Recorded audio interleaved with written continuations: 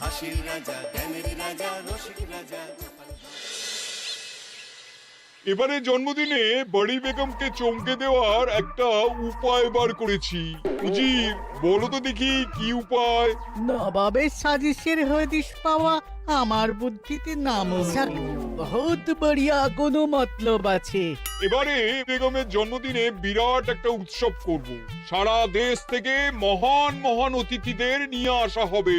দুনিয়ার সেরা সেরা খাবার, সেরা সেরা গাইয়ে, সেরা সেরা বাজিয়ে, সেরা সেরা নাচিয়ে রাতকে দিন করে দেবে এমন রোশনাই।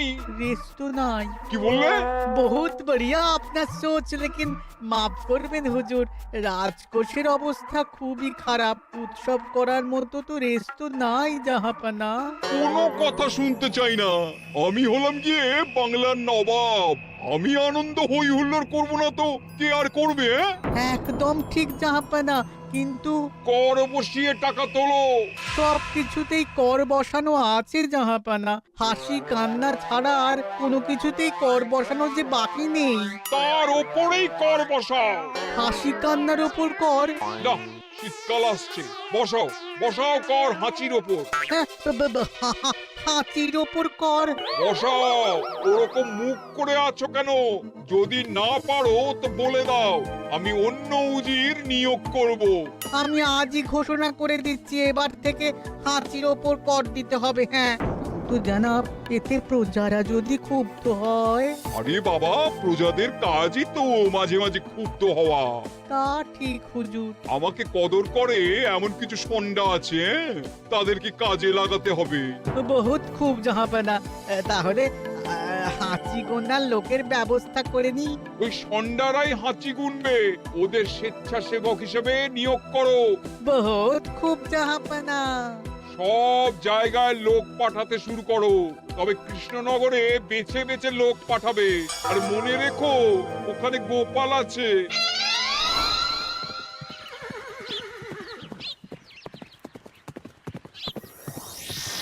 সব জায়গায় কর আদায়কারী পাঠিয়ে দেওয়া হয়েছে জাহাপানা। আপনার কথা মতো তাদের বলে দেওয়া হয়েছে যে আদায় হওয়া করের 10% তাদের বেতন হিসেবে দেওয়া হবে। সুতরাং কর আদায়ে কোনো ঢিলেমি হবে না। বহুত আচ্ছা, বহুত আচ্ছা।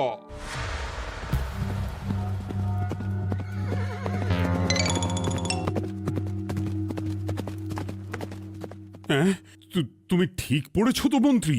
হাঁচির উপরে কর? বলেন তো, আর একবার পড়ছি মহারাজ। আসলে এটা নবাবই মশকরা। আমাদের নবাব যে খুবই রসিক মানুষ তা তো আমরা দেখেছি। বারবার কৃষ্ণনগরের সঙ্গে রসিকতা করতে গিয়ে হাঁড়ি ফেটে রস একেবারে মাখামাখি হয়েছে, আর সারা গায়ে পিঁপড়ে ধরেছে। মস্করা নয়, একদম সত্যি কথা। হাঁচির উপরে কর বসানো হয়েছে, আর আমরা হলাম নবাবের খাস হাঁচি গোনার দল। আমরা এই কৃষ্ণনগরে থিতু হয়ে বসলাম বটে। এবারে হাঁচি গুনবো আর মোহর আদায় করব। গোপাল, তুমি কি বলো? সর্দার, তোমাদের এখানে আসা একেবারেই লোকসান হয়েছে। কেন মশাই? আচ্ছা, আপনি গোপাল? না না, আপনার কোনো কথাই শুনবো না। আমাদের বই বই করে বলে দেওয়া হয়েছে, গোপাল হইতে সাবধান। সর্দার, আমি তোমাকে সাবধান হতেই বলছিলাম। হাঁচি ধরতে গেলে তোমাদের খুব সতর্ক থাকতে হবে, কারণ এই কৃষ্ণনগরের বাসিন্দাদের শরীর স্বাস্থ্য এত ভালো যে এখানে কেউ হাঁচে না, কাশে না, ঢেকুর তোলে না, ইয়ে করে না। বলেন কি মশাই? এটা তো নবাবকে জানাতে হচ্ছে। যাও যাও, এক্ষুনি মুর্শিদাবাদে ফিরে গিয়ে নবাবকে জানাও। ওরে, কেউ এদের যাওয়ার ব্যবস্থা করে দে। ওই তো হেঁচেছে। হাসি এক। পুরো এক মোহর। হাঁচি দুই, দুই মোহর। আরে, এটা তো হাঁচির বাচ্চা, এটা তো ধরলে চলবে না। কেন? হাঁচি হলেই তো হলো। কি করব সর্দার? লিখবো? দেখ, একবার গুনে যখন ফেলেছি পুরো ছাড়তে পারবো না। আধমোহর লেখ। এটা কাশি, কাশিতে কোনো করের কথা নেই। ওরে লেখ লেখ লেখ লেখ লেখ। হাঁচি তিন, পুরো 1 মোহর। হাঁচি হাঁচি 4,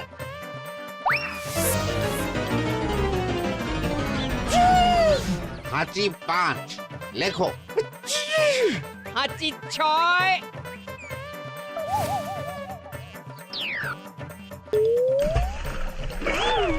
যা ঝাঁকি রে, শুনেছিলাম কৃষ্ণনগরের মন্ত্রীটা মাথা মোটা, প্রমাণ হয়ে গেল। জল থেকে উঠবে যখন ঠান্ডা লেগে হাঁচি তো আরো বাড়বে। জলে বুড়বুড়ি উঠছে, বেটা জলের তলায় তলায় হাঁচছে। হাঁচি 7, এখনো তো ফিরলো না, বেলা গড়িয়ে দুপুর হয়ে গেল। ভাববেন না রাজামশাই, আমরা যারা যারা এখানে এসেছি সবাই ধড়িবাজ লোক। মন্ত্রীর হাঁচি নিংড়ে নিয়ে ফিরবে। ছি ছি ছি ছি ছি ছি ছি ছি ছি। কি হলো গোপাল? আমরা কৃষ্ণনগরের প্রবাদ প্রতিম আতিথেয়তার অসম্মান করেছি মহারাজ। কেন? কিভাবে? কখন? এখন মহারাজ, এখন এনারা সেই সুদূর মুর্শিদাবাদ থেকে এসেছেন, আর আমরা এতক্ষণ শুধু অন্য কথাই বলে চলেছি, এনাদের আপ্যায়নের ব্যবস্থা করিনি। তাই তো। মহারাজ, আপনি ব্যস্ত হবেন না। এই কে আছো? শোনো, এদের রাজ অতিথিশালাতে থাকার বিশেষ ব্যবস্থা করো। এদের খাবার যাবে মহারাজের পাকশাল থেকে। এদের সব সুবিধে অসুবিধে দেখার জন্য দাস দাসী নিযুক্ত থাকবে। এই চলো হে চলো। আরে দাঁড়াও সর্দার, হ্যাঁ বলুন। তোমাদের তো আবার গোপালের কথা শোনা বারণ। আমার ব্যবস্থায় বোধহয় তোমরা থাকবে না। বাদ দিন তো, আসলে ভয় ছিল আপনার বুদ্ধিকে, আর ভয় নেই। কেমন আগু পিছু বিচার না করেই বলে ফেললেন এখানে কেউ হাঁচে না। বুঝে গেছি, আসলে গোপাল হলো গল্প। চলো হে চলো, ও বড্ড খিদে পেয়েছে। প্রহরী, এই সর্দারের দলের বাকি লোকগুলো এলে এদেরকেও অতিথিশালায় নিয়ে যেও। হ্যাঁ, আচ্ছা।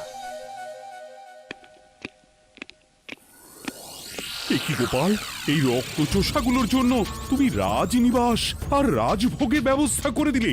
গোপাল কার পক্ষে মহারাজ? এতক্ষণ গোপালের সব কাজ তো কৃষ্ণনগরের বিপক্ষে গেল।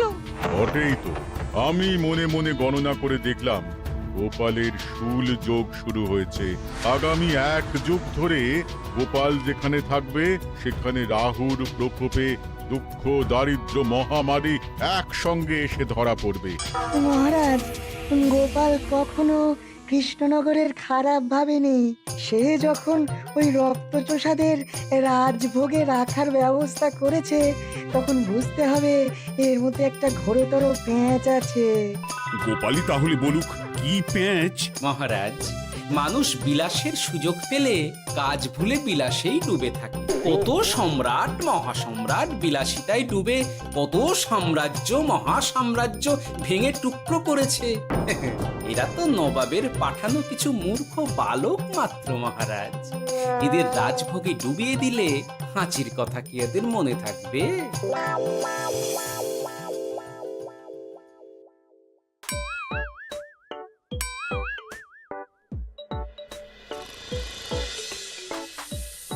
কি ব্যবস্থাপনা সব ঠিক আছে তো? হ্যাঁ হ্যাঁ, খাসা ব্যবস্থা হয়েছে। আপনারা আমাদের অতিথি বলে কথা, আরাম করুন।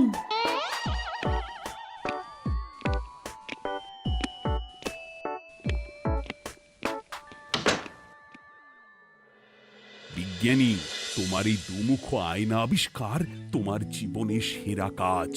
একদিক দিয়ে আয়না, অন্য দিক দিয়ে কাঁচ। কেউ জানতেই পারবে না যে তার উপর নজর রাখা হচ্ছে। অনবদ্য অনবদ্য। মহারাজের জয় হোক। কিন্তু মহারাজ, এই কৃতিত্বের মূল ভাগীদার আমাদের মন্ত্রী। তাই নাকি? হ্যাঁ মহারাজ, মন্ত্রীর দুমুখ কাজকর্ম দেখেই দুমুখ আয়নার কথা আমার মাথায় আসে। মুখ সামলে কথা বলো বিজ্ঞানী। ওরা শুনতে পাচ্ছে। যা চেঁচালেন 20 ইঞ্চির দেওয়াল ভেদ করে ওদিকে চলে যাবে কথা। এই কে যেন কাকে মুখ সামলে কথা বলতে বললো?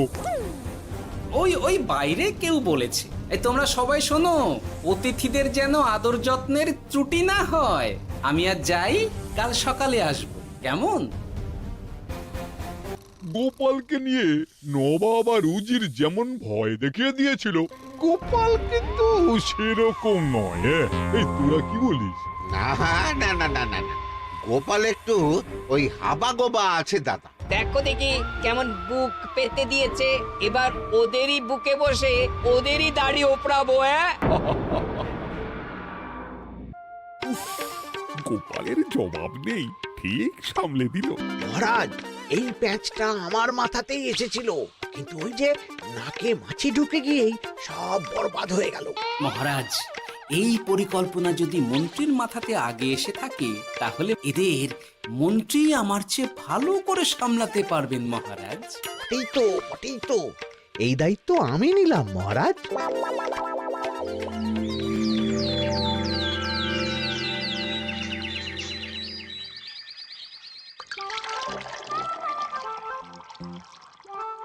আহা, সকালে ঘুম থেকে উঠে এই রকম বেলের পানা যেন স্বর্গের অমৃত। আছে আছে, আরো আছে। পানীয়, খাদ্য, আরাম, আয়েশ, যত চাও তত পাবে। এ কি, আপনি গোপাল কোথায়? মহারাজ বিবেচনা করে দেখেছেন যে মহামান্য অতিথিদের পরিচর্যার ভার গোপালের মতো একজন ভাঁড়ের পক্ষে বহন করা সম্ভব নয়, তাই এই দায়িত্ব আমাকে দেওয়া হয়েছে। কিন্তু কোনো কিন্তু নেই সর্দার, আমি যে খানা পিনা নাচা গানা আমোদ আহ্লাদের ব্যবস্থা করেছি দেখে তুমি চমকে যাবে। দেখা নয় বিজ্ঞানী, এবার শুধু কাজের সময়। কাল মন্ত্রীর উপর ওদের ভার ছেড়ে দিয়ে কৃষ্ণনগরের যে সর্বনাশটি করেছো, কোনো কাজ করে আর সেটিকে সামলানো যাবে না। হ্যাঁ, আহা, তোমার দেখছি মন্ত্রীর উপরে একটুও আস্থা নেই। ঠিক কি প্যাচ করছো বলো তো? প্যাচের কথা পরে হবে, তোমাকে যত তাড়াতাড়ি সম্ভব হাঁচির ওষুধ আবিষ্কার করতে হবে। হাঁচির ওষুধ? হ্যাঁ, হাঁচির ওষুধ। ওভাবে দেখছো কি বন্ধু, তোমাদের কাজের সব দায়িত্ব এখন আমার কাঁধে। তোমরা আমোদ করবে আর আমি কর আদায় করে তোমার হাতে এনে তুলে দেব। সর্দার, এর মধ্যে একটা চাল আছে মনে হচ্ছে। কি আর আমি বুঝিনি। এখন কি করবে? বিশ্বাস করে আদায় উসুলের ভার এর উপরে ছেড়ে দেবে? পাগল নাকি? মন্ত্রী মশাই, বলো বন্ধু। বলছিলাম আর দেরিতে কাজ কি?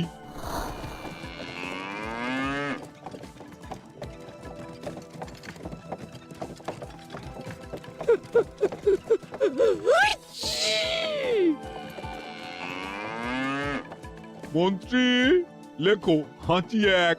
ওহে, তোমার নাম কি? মন্ত্রেশ্বর হুজুরি আগে। লিখুন মন্ত্রী মশাই, নাম লিখুন।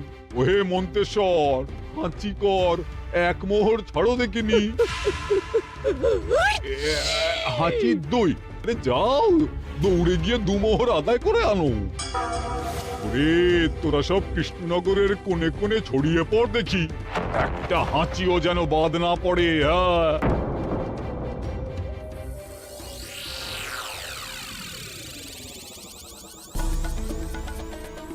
এটা হুজুরে আলাক বর্ধমান, খাম্বাস এবং কৃষ্ণনগর থেকে। চমৎকার চমৎকার। তাহলে গোপাল কিছু করতে পারেনি, আমাদের যুব শক্তি কৃষ্ণনগরকে পুরো নিংড়ে নিয়ে আসছে। মহারাজ কৃষ্ণচন্দ্রের একটা আবেদন আছে জানাব।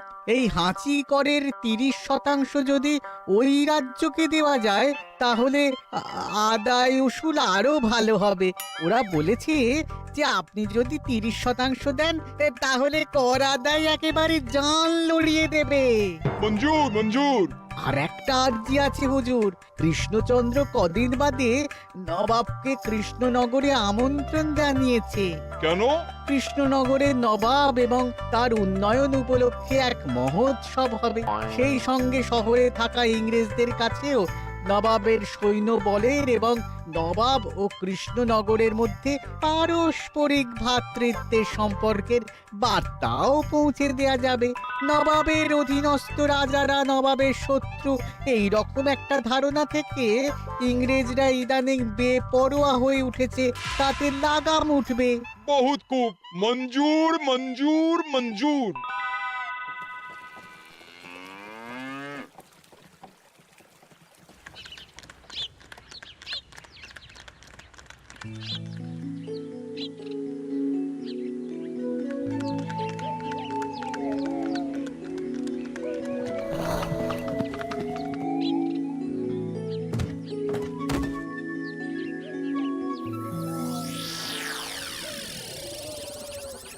কি ব্যাপার গোপাল? জাহাপনা বলুন, কি খিদমত করব? আমি যা বলবো তাই করবে। অবশ্যই জাহাপনা। क्या बात উজির, তুমি সাক্ষী, মহারাজ কৃষ্ণচন্দ্র আপনিও সাক্ষী। গোপাল আমাকে কথা দিয়েছে আমি যা চাইবো তাই করবে। গোপাল, তুমি আমার সঙ্গে মুর্শিদাবাদ যাবে। এখন থেকে আমার দরবারের বিদূষক হিসেবে থাকবে, কেমন? ওরে ওরে ওরে ওরে ওরে, তোরা বাজনা বাজা। এখন থেকে গোপাল আর কৃষ্ণনগরের নয়, গোপাল মুর্শিদাবাদের। জোরসে বাজা।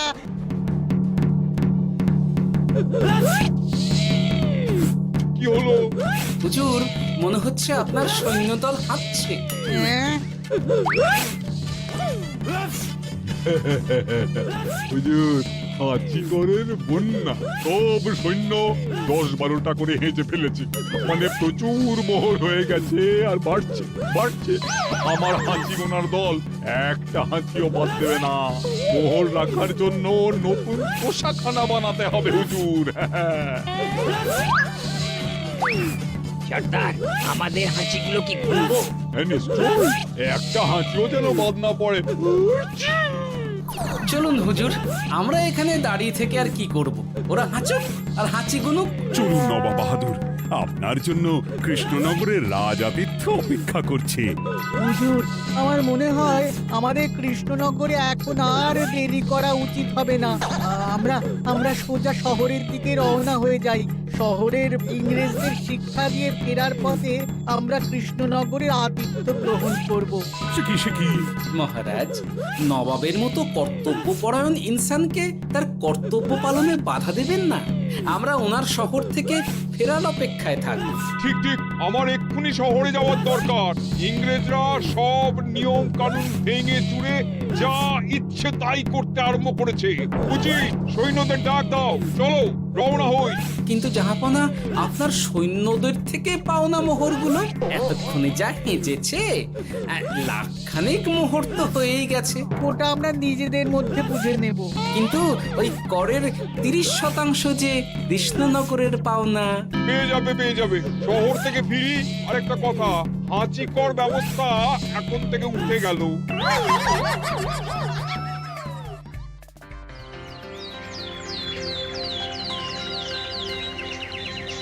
মহারাজ, কিভাবে গোপাল ভাঁড় মহাশয় নবাবের উন্মাদের মতো জারি করা ওই হাঁচিকর থেকে আমাদের সকলকে রক্ষা করেছেন তা আমরা সকলেই জানি। সমাজের তরফ থেকে তাই গোপালকে সামান্য উপহার।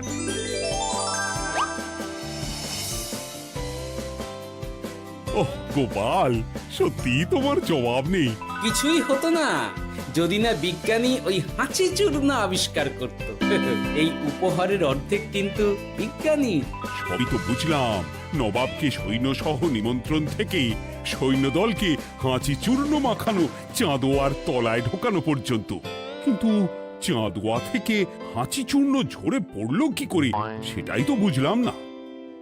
এটা তুমি বলো বিজ্ঞানী। শব্দের বাতাসে কম্পন তৈরি হয়।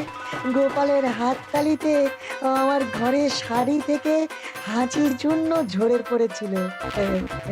এখানে চাঁদোয়া থেকে ঝরে পড়েছিল বাজনার শব্দে। কি ব্যাপার বিজ্ঞানী, তুমি এখন ছেলে খেলা করছো? হাঁচির ওষুধ হয়ে গেছে। হয়ে গেছে? মূল উপাদান তামাক, গোলমরিচ আর আলকুশির গুঁড়ো। কাজ হবে? হাততালি দাও। হাইচ! কাজ হলো। ব্যাপারটা কি হলো?